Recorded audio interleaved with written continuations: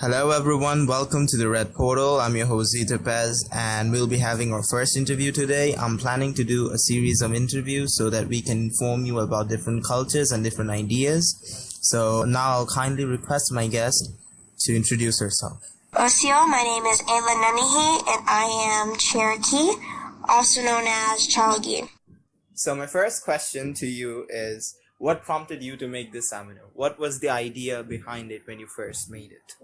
Well, mainly I want a place where Indigenous people and non-Indigenous people could talk about the culture and solving differences and just have a place where natives can talk to each other and learn from each other.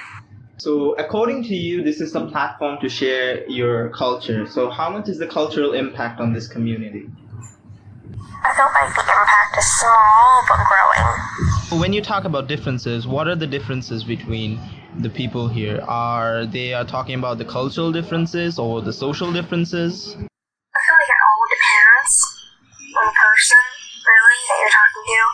And most of the differences come from natives and non-natives, whether it be social differences or cultural differences. The differences are mainly between natives and non-natives. Do you think it is specifically based on racism? Unfortunately, yes. And it's not racism on one side. It's racism on both sides. And if people don't start respecting each other, no one's ever going to get anywhere. No one's ever going to get along. There's going to be just more and more hatred for each other. I guess we all have to learn that hatred just keeps on making us go in circles. It doesn't let us move forward. But when you're talking about racism, we usually talk about oppression against the minority. But according to you, there's racism both ways.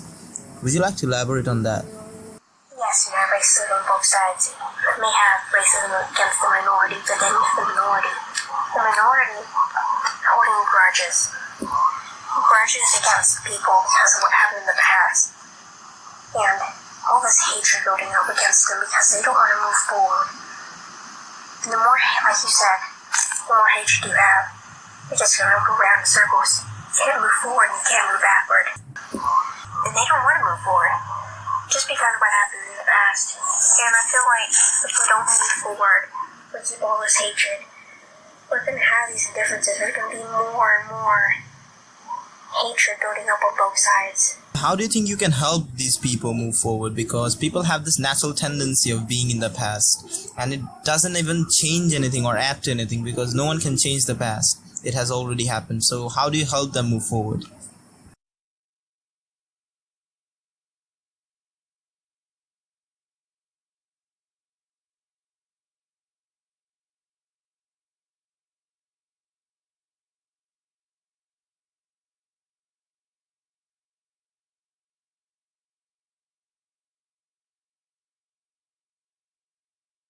Do you think that cultural education has a role to play here? If they know more about the culture, there will be less prejudice in them? Yes, I think education can play a part in it, but I think besides learning about just culture, it's still learning about people.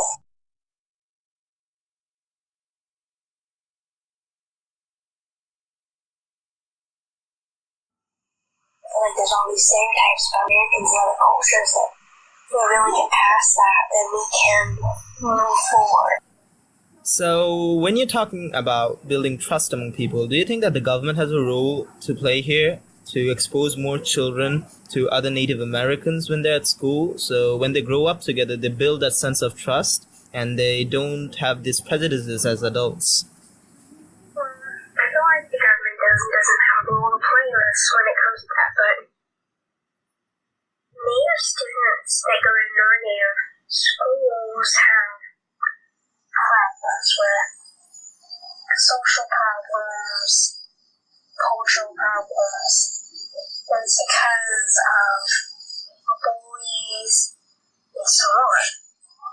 So really, this comes from stereotypes of how Native Americans are portrayed in school systems or in homes. So this really all comes down to stereotypes and how Native Americans are portrayed. If we try to change the image of what Native Americans are and who they are, who we are, then I think that we can really change this. Really, down to just stereotypes and how people are portrayed. We try to break those stereotypes and like try to learn about each other. And yes, we can move on. It would help. And children being together at a young age and then at schools, I don't know if that would help that much. It might, but mainly breaking those stereotypes and how Native Americans are portrayed is really what would be needed. So when we're talking about stereotypes, it's actually at the heart of every racism. Even the black community and the Muslim community have to suffer from stereotypical ideas. And ideas actually give birth to these prejudices. So who should be responsible to get rid of the stereotypes? Do the parents have to pay more attention about what their children are learning when they grow up? Or is it more about the teachers and what they're educating the children about? Or does the responsibility fall on the media and the news and how they're exposing different cultures to the common people?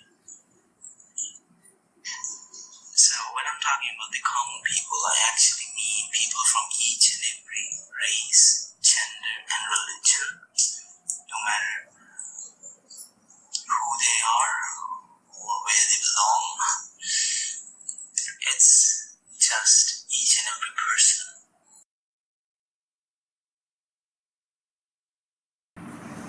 Well, I think it should be more or less everyone's responsibility, really. Depending on the parents, because the parents, they should know what their children are learning. They should direct them into a better path. And then the media.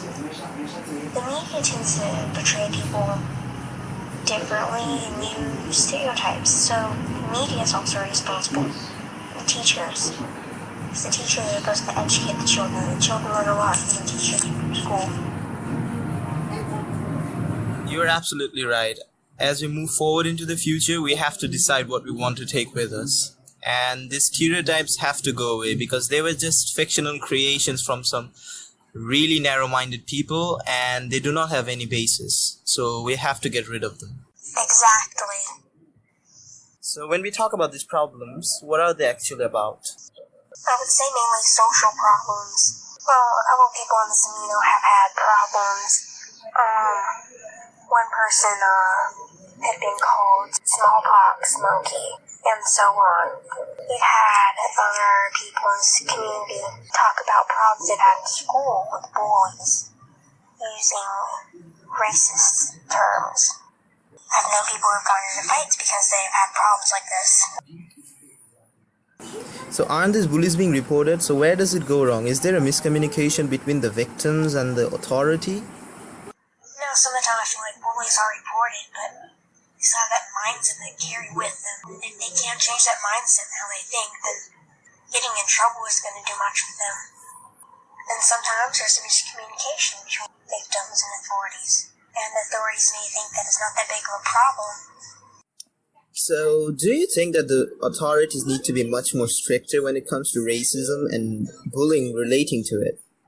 Yes, I do. So are these racist slurs only in school or do they follow them when they grow up? Have you heard about any incident when these things also happened in their workplaces as adults? Yes, I have. I've had several members here who have had those problems. In a way, I actually feel sorry for these bullies because they think that they're winning but they're losing so much. They are missing so much out of life.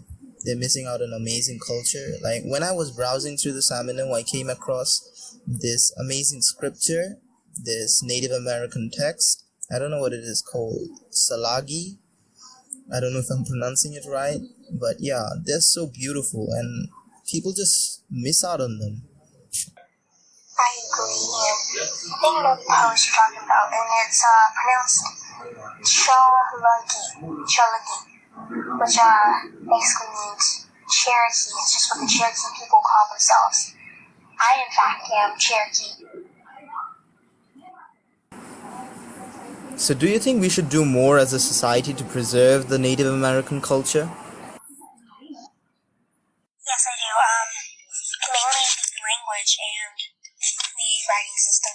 systems had a writing system, but no one really speaks the languages. No one writes the languages. No one really knows the culture. I think we should preserve the languages and the writing systems and really the cultures, like the ceremonies, the dances, stories, and really try to preserve the culture as a whole, because one day no one's going to remember any of this because we just let it die out. So I also came across these amazing Native American stories about the first strawberries. So I was really curious, how much of an impact do these stories have on modern day Native Americans? Well, I think it has a rather large impact. You don't have to believe in the stories. It's the fact that you know the stories. It has to do with traditions, and more likely you know the story because it was passed down by a relative or an elder. So just like the Roman and the Greek mythologies were written down so that they could be preserved for the future, do you think that these stories should be written down as well? Yes, I do. I think it would help preserve this culture, and also if we did this with language, and try to teach language, knowing certain reservations, children are required to learn their native language in schools, but if we just try to educate people more on it, I feel like it would stay around longer, or it'll die out. So have you ever taken any initiative by yourself to preserve your culture? Yes, I have. I have considered writing down everything I know about my culture and my language, so it can be passed down to future generations. So what is the purpose of this amino? Does it help you to preserve your culture, or where does it lead to actually? Well, I don't know about preserve the culture, but more or less it can share the culture and share the knowledge. I want this community to be a movement. I want it to be a voice of its own. I want it to be a place where my people can share their culture. I really hope that this movement grows into something big and it has a significant impact on our society, and I also want to thank you for giving us your time. This interview is actually very important to me and my community because that is what I aim to do with these interviews, expose more people to different cultures. And I guess the main takeaway from this interview is that we all have our own responsibilities to preserve these cultures, because it is just ridiculous to move into the future by losing our past. I couldn't agree more. Thank you for interviewing me, and I hope you have a great day. Thank you.